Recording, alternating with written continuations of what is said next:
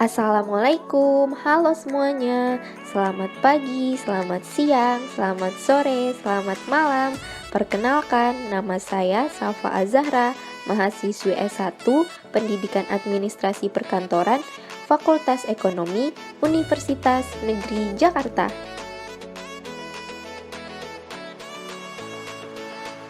Pada video kali ini, saya ingin menjelaskan salah satu kompetensi dasar mata pelajaran korespondensi kelas 10 SMK Administrasi Perkantoran, yaitu komunikasi kantor. Jangan lupa untuk disimak, dipelajari, dan diingat.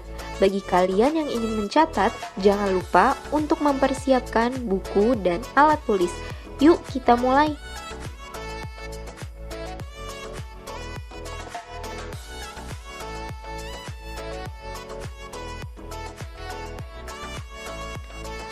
Berikut terdapat 6 materi pembelajaran komunikasi kantor yang akan kita bahas.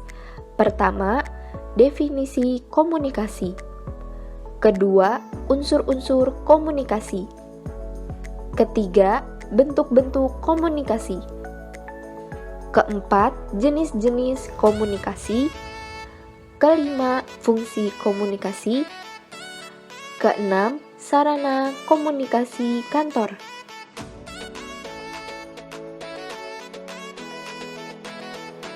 Definisi komunikasi. Kata komunikasi atau communication berasal dari bahasa Latin, yaitu communis yang berarti sama.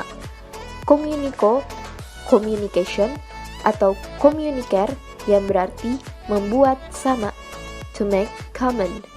Secara paradigmatis, pengertian komunikasi adalah proses penyampaian suatu pesan oleh seseorang kepada orang lain untuk memberitahu atau mengubah sikap, pendapat, atau perilaku baik langsung secara lisan maupun tak langsung menggunakan media.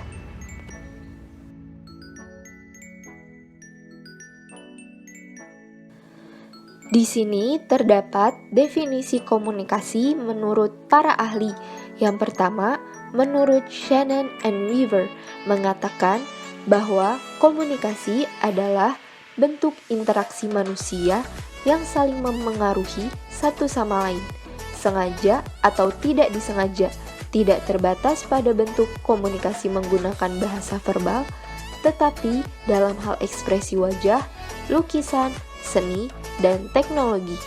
Kedua, menurut Karl Iver Haviland mengatakan bahwa komunikasi merupakan kejadian proses yang memungkinkan seseorang untuk memberikan stimulasi, biasanya dengan menggunakan lambang-lambang verbal untuk mengubah perilaku orang lain.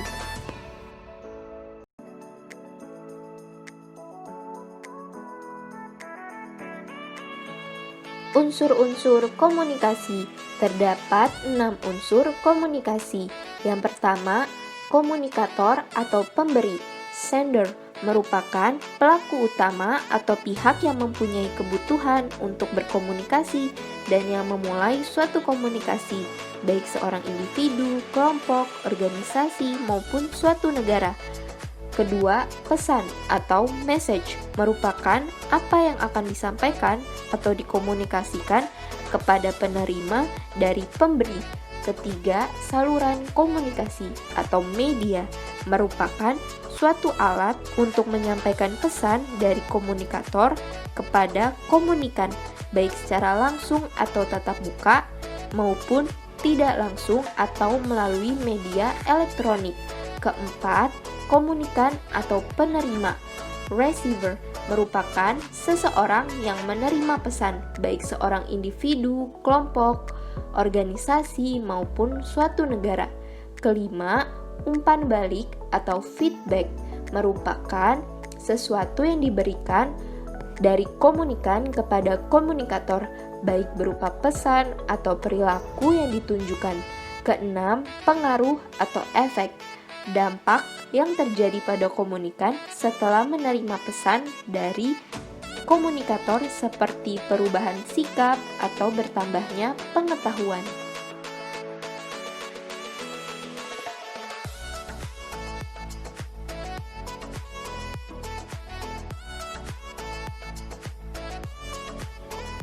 Bentuk-bentuk komunikasi.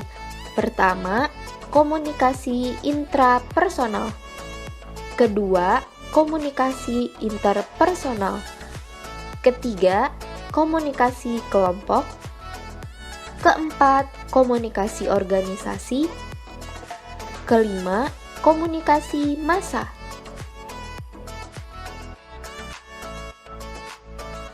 Bentuk komunikasi yang pertama adalah komunikasi intrapersonal. Komunikasi intrapersonal ini disebut juga dengan komunikasi intrapribadi. Komunikasi ini diartikan sebagai komunikasi yang dilakukan pada diri sendiri. Aktivitas komunikasi ini sering kita lakukan, bahkan setiap hari. Misalnya, berdoa, bersyukur, introspeksi diri, dan berimajinasi secara kreatif. Bentuk komunikasi yang kedua adalah komunikasi interpersonal. Komunikasi interpersonal ini disebut juga dengan komunikasi antar pribadi. Komunikasi ini diartikan sebagai proses pertukaran makna dari orang-orang yang saling berkomunikasi atau komunikasi antara individu yang satu dengan individu yang lain. Komunikasi ini sering kita lakukan baik di lingkungan keluarga, lingkungan sekolah, lingkungan kerja, dan lingkungan masyarakat.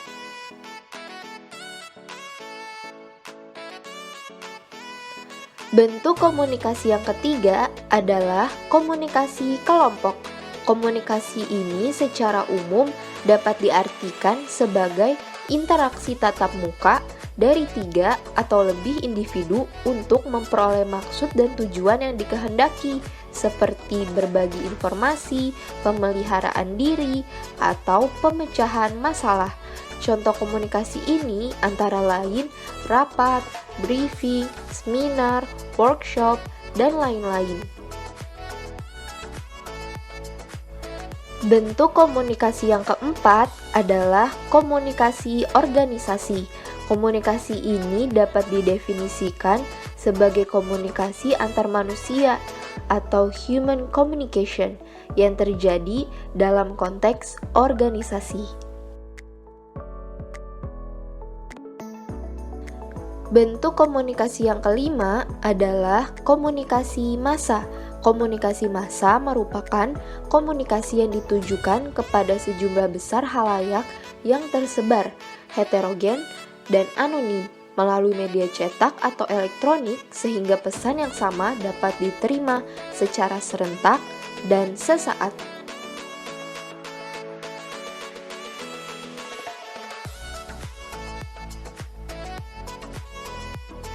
Jenis-jenis komunikasi. Terdapat 8 jenis komunikasi. Pertama, komunikasi sosial. Komunikasi ini dapat diartikan sebagai proses interaksi di mana seseorang atau suatu lembaga menyampaikan amanat kepada pihak lain agar pihak lain dapat mengerti maksud yang dikehendaki. Penyampaiannya ini baik secara verbal maupun non-verbal. Kedua, komunikasi organisasi atau manajemen. Komunikasi ini dilakukan dalam lingkup organisasi ataupun manajemen. Tujuan utama komunikasi ini adalah memajukan dan mengembangkan organisasi, yang ditafsirkan sebagai upaya yang dilakukan untuk mencapai tujuan-tujuan manajemen. Ketiga, komunikasi bisnis. Komunikasi bisnis adalah proses pertukaran informasi untuk mencapai efektivitas dan efisiensi di berbagai kegiatan bisnis maupun di dalam kegiatan internal organisasi bisnis. Keempat, komunikasi politik. Dalam setiap komunikasi ini, jenis penyampaian pesan khususnya bermuatan informasi politik dari suatu sumber kepada sejumlah penerima pesan.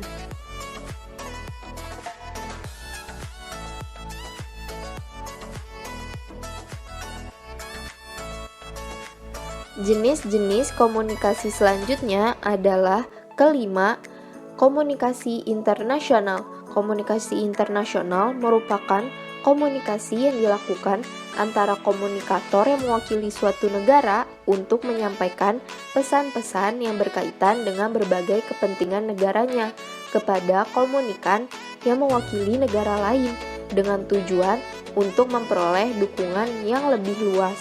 Keenam, komunikasi antar budaya. Komunikasi antar budaya merupakan komunikasi antara orang-orang yang berbeda budaya, baik dalam arti ras, etnik, atau perbedaan-perbedaan sosial dan ekonomi. Ketujuh, komunikasi pembangunan. Komunikasi ini dilakukan untuk memberikan perubahan kepada sistem sosial dan ekonomi yang diputuskan dan dikehendaki dari suatu negara. Kedelapan, komunikasi tradisional. Komunikasi tradisional merupakan proses penyampaian pesan dari satu pihak ke pihak lain dengan menggunakan media tradisional yang sudah lama digunakan di suatu tempat sebelum kebudayaannya tersentuh oleh teknologi modern.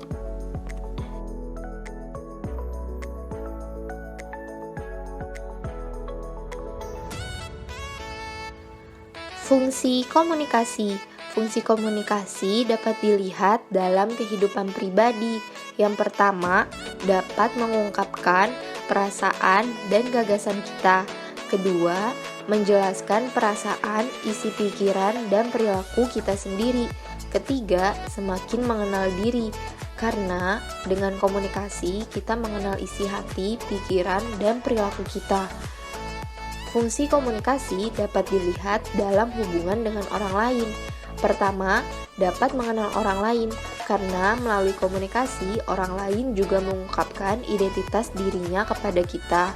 Kedua, menjalin perkenalan, pertemanan, persahabatan dengan orang lain. Ketiga, membahas masalah, bertukar pikiran, dan membuat rencana kegiatan bersama orang lain. Fungsi komunikasi dapat dilihat di tempat kerja. Pertama, menjalin hubungan baik dengan rekan kerja. Kedua, membangun kerjasama dan sinergi dengan rekan kerja. Ketiga, berkoordinasi dan mengarahkan pekerjaan sesuai dengan tujuan yang diharapkan perusahaan. Fungsi komunikasi dapat dilihat di lingkungan masyarakat. Pertama, dapat mempersatukan orang-orang yang memiliki berbagai perbedaan latar belakang. Kedua, mengatasi permasalahan yang muncul di masyarakat.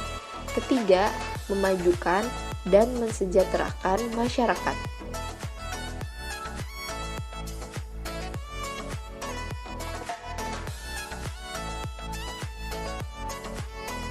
Sarana komunikasi kantor. Terdapat 4 sarana komunikasi kantor. Yang pertama, surat. Kedua, telepon. Ketiga, faksimil. Keempat, email. Sarana komunikasi kantor yang pertama adalah surat. Surat merupakan media komunikasi yang digunakan untuk menyampaikan pesan secara tertulis, dibuat dengan cara-cara tertentu sesuai fungsinya. Surat dapat digunakan dalam internal perusahaan ataupun eksternal perusahaan. Dalam internal perusahaan, surat dapat berupa memo. Dalam eksternal perusahaan, surat memiliki beragam bentuk dan jenis yang dikirim untuk perusahaan lain. Fungsi surat yaitu tanda bukti, pedoman, alat pengingat, dan duta atau wakil perusahaan.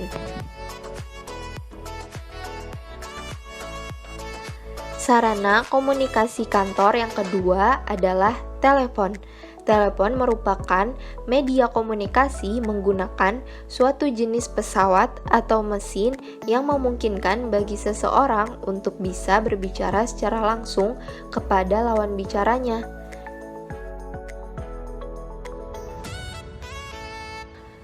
Sarana komunikasi kantor yang ketiga adalah faksimil. Faksimil merupakan mesin atau pesawat fotokopi jarak jauh yang digunakan untuk mengirimkan dan menerima salinan informasi, bisa berupa foto, gambar, dokumen, atau surat secara langsung. Beberapa keuntungan menggunakan faksimil diantaranya adalah: pertama, dapat digunakan untuk mengirim berbagai bentuk naskah atau dokumen tanpa merusak naskah aslinya. Kedua, dalam penggunaannya lebih hemat biaya, waktu, dan tenaga. Ketiga, tidak akan muncul masalah dalam hal kesalahan pengetikan karena yang dikirimkan melalui fax adalah naskah yang sudah diketik atau dipersiapkan terlebih dahulu. Sarana komunikasi kantor yang keempat adalah email atau electronic mail. Email merupakan suatu proses dan cara pengiriman pesan atau gambar melalui internet.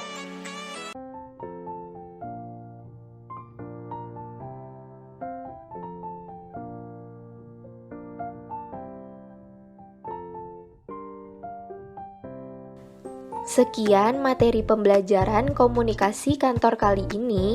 Sebelumnya, saya ingin menyampaikan kata-kata motivasi bagi para pejuang pendidikan dan para pelajar di seluruh Indonesia dimanapun kalian berada, terutama untuk para pelajar SMK Administrasi Perkantoran, yaitu successful people keep moving, they make mistakes but they don't quit.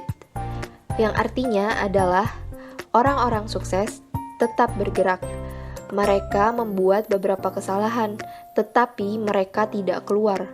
Yang memiliki makna, jika kalian ingin menjadi orang-orang sukses, maka teruslah bergerak, tetaplah bergerak, tidak pantang menyerah, tidak mudah putus asa. Membuat beberapa kesalahan merupakan hal yang wajar, tetapi jangan sampai kesalahan-kesalahan tersebut membuat kalian berhenti untuk mencapai kesuksesan dan menggapai cita-cita kalian. Teruslah bersemangat, jangan menyerah untuk menggapai cita-cita.